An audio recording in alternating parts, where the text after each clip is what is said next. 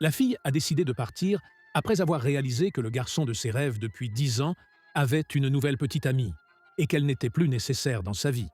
Elle a fixé son départ dans 3 jours, mais lorsqu'elle a commencé à rassembler ses affaires, son oncle l'a arrêtée et lui a demandé où elle allait. Elle lui a répondu qu'elle sortait un moment. À ce moment-là, la nouvelle petite amie est entrée dans la pièce et, en voyant la fille, elle a fait semblant de tomber intentionnellement. L'oncle a cru que la fille l'avait poussée et a commencé à la blâmer sans cesse. Mais la fille ne s'en est pas souciée, car dès le début, elle avait vu que la nouvelle petite amie jouait un rôle.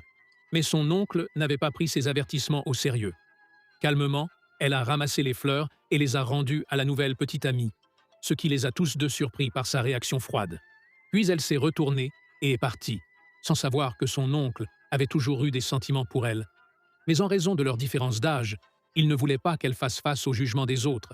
Alors il avait délibérément choisi d'être avec une autre fille dans l'espoir qu'elle l'oublie.